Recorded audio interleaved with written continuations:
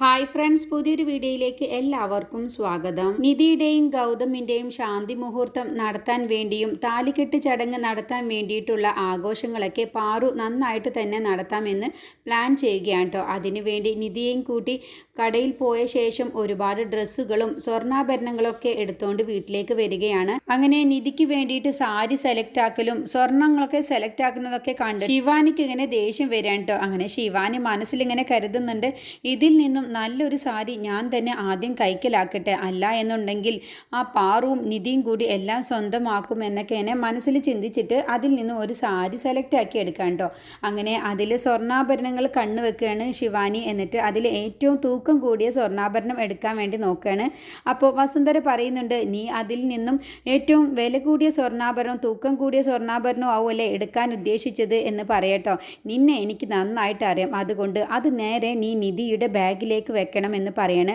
അപ്പോൾ നിധിയാണെങ്കിലോ ബാഗ് അവിടെ സൈഡിൽ വെച്ച ശേഷം നേരെ റൂമിലേക്ക് ഗൗതമിൻ്റെ അടുത്തേക്ക് ചെന്നിട്ടുണ്ടാവും.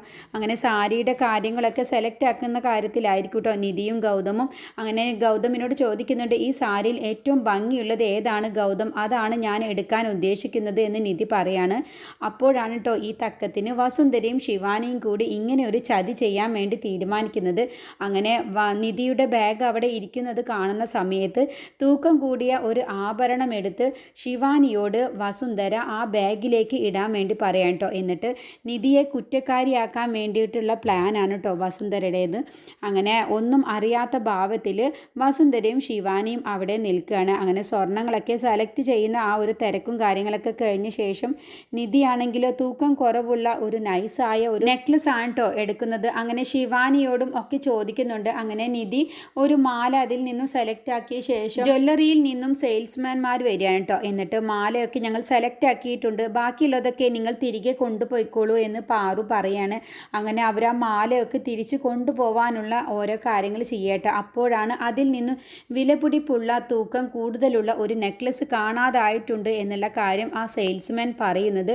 അത് കേൾക്കുമ്പോൾ പാറു ആകെ അന്തം വിടാൻ കേട്ടോ. ഇല്ല, ഞങ്ങൾ ഇവിടെ സെലക്ട് ചെയ്തത് ഇതാ ഞങ്ങൾ എടുത്തിട്ടുണ്ട്, ബാക്കിയുള്ളതൊന്നും ഞങ്ങൾക്ക് അറിയില്ല എന്ന് പറയുമ്പോൾ, അങ്ങനെ പറയരുത് മേഡം, ഞങ്ങളുടെ ജീവിത മാർഗമാണ് ഇത്. ഇതിൽ നിന്നും ഒരു ആഭരണം നഷ്ടമായി കഴിഞ്ഞാൽ ഞങ്ങളാണ് അതിന് ഉത്തരം കൊടുക്കേണ്ടത്. ആയുഷ്കാലം മുഴുവനും പണിയെടുത്താലും ഞങ്ങൾക്ക് ഇതിൻ്റെ കടം കൊടുത്തു തീർക്കാൻ കഴിയില്ല എന്നൊക്കെ പറയട്ടോ. അപ്പോൾ വസുന്ധര പറയണേ, നിങ്ങളിങ്ങനെ ടെൻഷൻ ആവണ്ട, ഇവിടെയുള്ള ഞങ്ങളെ എല്ലാവരെയും നിങ്ങൾക്ക് പരിശോധിക്കാം, ഞങ്ങളുടെ ബാഗുകളും ഇതാ ഇവിടെ ഇരിക്കുന്നുണ്ടല്ലോ, നിങ്ങളത് പരിശോധിച്ചോളൂ എന്ന് പറയണേ. അങ്ങനെ ആദ്യം തന്നെ വസുന്ധര തന്നെയാണ് കേട്ടോ ബാഗുകളൊക്കെ പരിശോധിക്കാൻ വേണ്ടി പറയുന്നത്. അങ്ങനെ ഓരോരുത്തരുടെയും ബാഗുകളൊക്കെ പരിശോധിക്കുകയാണ്. അങ്ങനെ നിധിയുടെ ബാഗും പരിശോധിക്കുകയാണ് കേട്ടോ. അങ്ങനെ നിധിയുടെ ബാഗ് പരിശോധിച്ച സമയത്ത് അതിൽ നിന്നും ഒന്നും ഇല്ല എന്ന് മനസ്സിലാക്കുകയാണ്. അപ്പോൾ അതിലൊന്നും കിട്ടിയില്ല എന്ന് കാണുന്ന സമയത്ത് വസുന്ധരയും ശിവാനിയും ആകെ അന്തം വിട്ടു പോവുകയാണ് കേട്ടോ. ഇതിൽ വെച്ചിരുന്ന ആഭരണം എവിടെ പോയി എന്നുള്ള ഭാവത്തിൽ. പിന്നീട് ആ ആഭരണം കിട്ടുന്നത് വസുന്ധരയുടെ അടുത്ത് നിന്ന് തന്നെയാണ് കേട്ടോ ആഭരണം കിട്ടുന്നത്. അപ്പോൾ വസുന്ധര പറയുന്നുണ്ട്, ഞാനല്ലല്ലോ, ഞാനിത് കണ്ടിട്ട് പോലുമില്ല, ഞാനിത് എടുത്തിട്ടുമില്ല എന്ന് പറഞ്ഞിട്ട് വസുന്ധര ആകെ പരിഭ്രമിക്കുകയാണ് കേട്ടോ. എല്ലാവരുടെയും മുന്നിൽ വെച്ച് വസുന്ധര നാണം കെടുകയാണ് എന്ന് മനസ്സിലാവുമ്പോൾ അപ്പോൾ ശിവാനി പറയുന്നുണ്ട്, മേഡത്തിന് ഇങ്ങനെ ഒരു മാലയുടെ ആവശ്യമൊന്നുമില്ല, ഇതിലും വിലപിടിപ്പുള്ള മാല ഈ മേഡത്തിന് വാങ്ങാൻ കഴിയും, കാരണം ഈ മേഡമാണ് കമ്പനിയുടെ മുതലാളി തന്നെ, പിന്നെ എന്തിന് ഇതുപോലെയുള്ള മാലയൊക്കെ ഈ മേഡത്തിന് ആവശ്യമെന്ന് പറയും. അതിലെ ഒരു സെയിൽസ്മാൻ പറയുകയാണ്, ഞങ്ങൾ മേഡത്തിന് അതിനെ തെറ്റിദ്ധരിച്ചിട്ടില്ലല്ലോ, മേഡം എടുത്തു എന്ന് ഞങ്ങൾ ആരും തന്നെ പറഞ്ഞിട്ടുമില്ല എന്ന് പറയണം. അപ്പോഴത്തേക്കും നിധി പറയുകയാണ്, ഞാനൊരു കാര്യം പറയാൻ മറന്നുപോയി, എനിക്ക് വേണ്ടി സെലക്ട് ചെയ്തതായിരുന്നു ഈ മാല, അത് വസുന്ധര മേഡമാണ് എന്നോട് പറഞ്ഞത്. നിധി ഈ വീട്ടിലെ മരുമകളാണെന്നും അതുകൊണ്ട് തന്നെ നിനക്ക് ഈ മാല നന്നായിട്ട് ചേരുമെന്നും ഈ മാല നീ എടുക്കണം എന്നൊക്കെ പറഞ്ഞ് എന്നോട് വസുന്ധര മേഡമാണ് പറഞ്ഞത്, എന്നിട്ട് എന്നെ കാണിച്ചു തരികയും ചെയ്തതാണ്. ആ സമയത്ത് വസുന്ധര മേഡം പണം എടുക്കാൻ വേണ്ടി മുകളിലേക്ക് പോകുന്ന സമയത്ത് ആ മാല അറിയാതെ അതിലിട്ടതാണ്, അതുകൊണ്ടാണ് മേഡത്തിന് ഓർമ്മയില്ലാത്തത്, ഞാനത് പറയാനും വിട്ടു എന്നും പറഞ്ഞ് നിധി വസുന്ധരയെ രക്ഷപ്പെടുത്താണ് കേട്ടോ. അപ്പോൾ ആ സെയിൽസ്മാൻമാർ പറയുന്നുണ്ട് അതിന് മേഡത്തിനെ ഞങ്ങൾ തെറ്റിദ്ധരിച്ചിട്ടില്ലല്ലോ എന്ന് പറയാണ്. അപ്പോൾ വസുന്ധര പറയുന്നുണ്ട് ഞാനത് വിട്ടുപോയി നിധി, നീ എന്തുകൊണ്ടാണ് ഇത് നേരത്തെ പറയാതിരുന്നത്? ഞാനത് മറന്നുപോയി. പൈസയ്ക്ക് വേണ്ടിയിട്ട് ഞാൻ മുകളിലേക്ക് പോയ സമയത്ത് ഞാൻ അറിയാതെയാണ് അത് അവിടെ ഇട്ടത് എന്നൊക്കെ പറഞ്ഞ് വസുന്ധരയും അവിടെ നിന്ന് നൈസായിട്ട് അങ്ങ് ഒഴിഞ്ഞു മാറാൻ വേണ്ടി ശ്രമിക്കുകയാണ് കേട്ടോ. എന്നിട്ട് വസുന്ധര കുറ്റക്കാരിയല്ല എന്നുള്ളത് നിധി അവിടെ എല്ലാവരുടെയും മുന്നിൽ വെച്ച് വരുത്തി തീർക്കുകയാണ്. പക്ഷേ വസുന്ധര ശിവാനിയും കൂടി നിധിയെ കള്ളിയാക്കാൻ വേണ്ടിയിട്ടാണ് കേട്ടോ ഇങ്ങനെ ഒരു ശ്രമം നടത്തിയത്. പക്ഷേ അത് നിധി കണ്ടുപിടിച്ചിട്ടുണ്ടാവും. നിധി അവിടേക്ക് വരുന്ന സമയത്ത് ശിവാനി ആ ബാഗിലേക്ക് വസുന്ധര പറഞ്ഞ പ്രകാരം മാല ഇടുന്നത് നിധി കണ്ടിട്ടുണ്ടാവും. അപ്പോൾ നിധി ആരുമില്ലാത്ത സമയം നോക്കിയിട്ട് മാല നിധിയുടെ ബാഗിൽ നിന്നും നിധി മാറ്റി വെക്കുന്നത്. അങ്ങനെ വസുന്ധരക്കിട്ട് നല്ലൊരു കൊട്ട് തന്നെയാണ് കേട്ടോ നിധി കൊടുക്കുന്നത്. അങ്ങനെ ആ സെയിൽസ്മാൻമാരെല്ലാവരും പോയി കഴിഞ്ഞ ശേഷം വസുന്ധര റൂമിൽ പോയിട്ട് ഇങ്ങനെ ആലോചിക്കാൻ കേട്ടോ. നിധിയെ കുടിക്കാൻ നോക്കിയിട്ട് ഞാനാണല്ലോ അവരുടെ എല്ലാവരുടെയും മുന്നിൽ വെച്ച് നാണം കെട്ടത് എന്നൊക്കെ ഇങ്ങനെ ചിന്തിച്ച് കൂട്ടുമ്പോഴാണ് നിധി അവിടേക്ക് വരുന്നത്.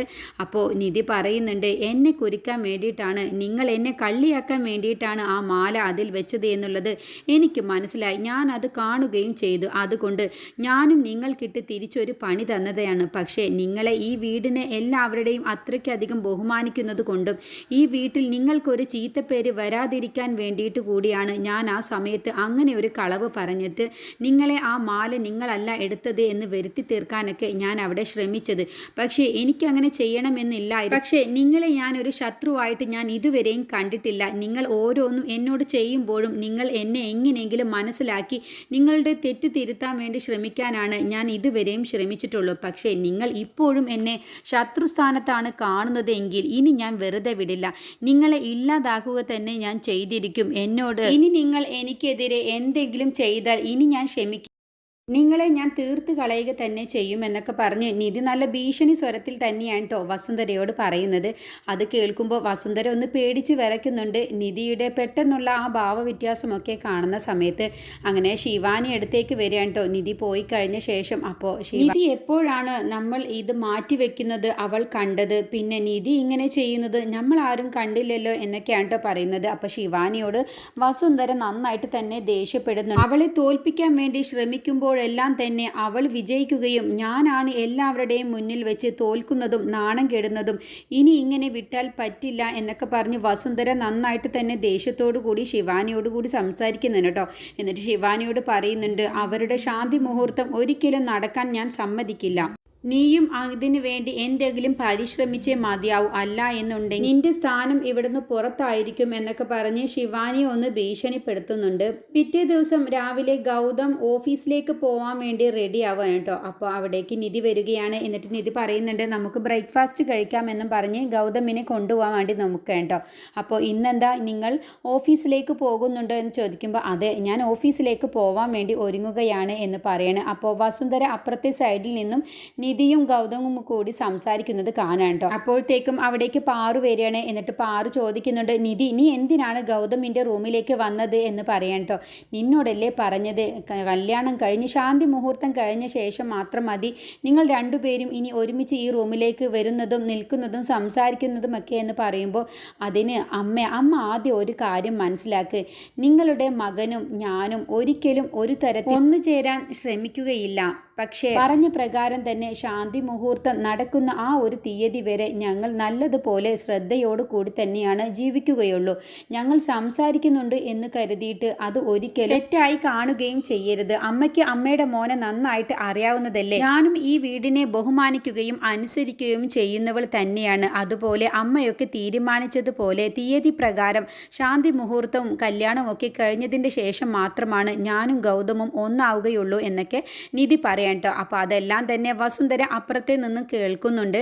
അങ്ങനെ നിധി ഗൗതമിൻ്റെ കൈ അങ്ങ് പിടിച്ച് ഭക്ഷണം കഴിക്കാൻ വേണ്ടിയിട്ട് കൊണ്ടുപോകാൻ ശ്രമിക്കുകയാണ് കേട്ടോ.